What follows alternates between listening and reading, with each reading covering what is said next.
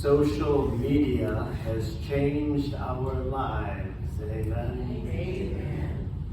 Any of us old enough to remember a world without social media? Should we take a quick survey? How many of us find ourselves on Facebook? What about Instagram? X? Other social media platforms? I imagine that many of our kids and grandkids are on all sorts of social media platforms. It's changed our lives. It's changed our world. It was 11 o'clock last night. I was in the airport getting ready to fly back to Austin. And I was standing behind a mother and her daughter. What time was it? 11 o'clock. And Mom was convinced that she was going to get a photo of her daughter boarding the plane on their trip back to Austin at what hour? 11. Now, her preteen daughter was obviously clued to the fact that 11 o'clock last night was not the best hour for her to be having a photo on social media. Follow me? And so when Mom said, "Smile," she gave a great preteen response of saying, "No." And no means no, right? Not for Mom. She insisted, "Come on, smile." I said, "No." "Come on, smile. I'm going to put a photo of you on Facebook." "Mom," I said no. And right now, it is spiraling.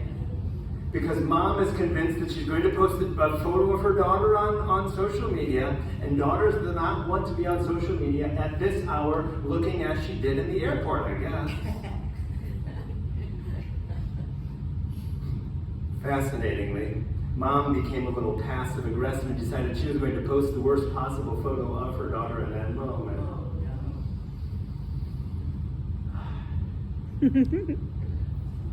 I could just sense, it was almost like Mom was pulling her daughter down. Follow me?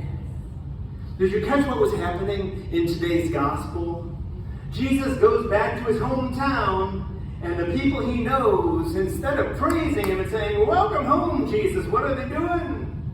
They're pulling him down. Who does he think he is? Did you hear that in today's gospel? Who does he think he is?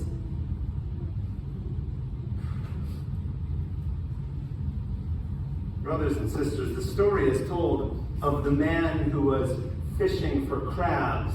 And when a tourist came upon him, he saw that the bucket of crabs had no lid on it. You've heard this story before, right? And why did the bucket of crabs have no lid on it? Because the crabs, anytime a crab tried to climb up, what would happen? The others would pull it down. We've heard that story in different ways, right? I suspect that we should reflect long and hard when we hear today's gospel on how it is that perhaps at times we too have pulled others down. By our words and by our actions, we're all human, right? I'm sure that mother at the airport had the best of intentions. She wasn't intending to pull her daughter down, and yet those around her could see it spiraling. It's probably easier for us to think about how it is that other people have pulled us down, right? Through their words, their actions, what it is that they didn't say or didn't do, how it is that that pulled us down. Maybe that's a better reflection for us. Because maybe that'll help us to look at ourselves. Sisters and brothers, that's what we find in today's gospel. Jesus was being pulled down by the people closest to him. He was experiencing suffering. Did you hear the second reading of how it is that St. Paul talked about how it is that sometimes in life we experience hardships and insults and persecution? What was happening in the gospel? Hardship, insults, and persecution. Yikes. The African people have a proverb. When the monkey climbs up the tree, what part of the monkey do you see? Its bottom. Right? And maybe it's true with those around us too, right? As those monkeys around us start to climb, What is we start looking for their defects or ways to be able to bring them down, to knock them down.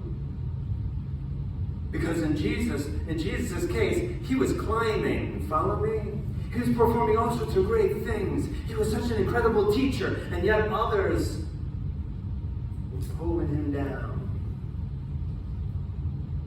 In today's first reading, the prophet Ezekiel says to us, God called me to be a prophet. And whether people listen or not, I knew that they would know that there was a prophet in their midst. A prophet, I just used that word prophet more than a few times. Do we all know where the word prophet, the English word prophet, comes from? The English word prophet comes from a Greek word prophenein, which means what? To speak through a mask. If I were to put on a mask and speak through it, would the mask be speaking? No. I would be speaking through the mask. And what is a prophet? A prophet is simply a mask through which God speaks. But what's beautiful about that is that each one of us has been baptized a prophet. On the day of your baptism, when you were anointed, you were reminded how it is that you were called to be a prophet, how it is that you're called to open yourself so that God might speak through you. To who? To those around you. Think about that responsibility for a moment. Going out of here today, nourished by this word and nourished by the sacrament, allowing God to speak through us to that special person in our life, to that family member, that friend, that frenemy, that enemy. God could speak through you to that person if you allowed it. So I want to confess that last night I was a bit of a coward. 11 o'clock at night, I wasn't thinking about being a nice holy priest. I was thinking about getting home. And so when I saw this situation spiraling, I just let it spiral.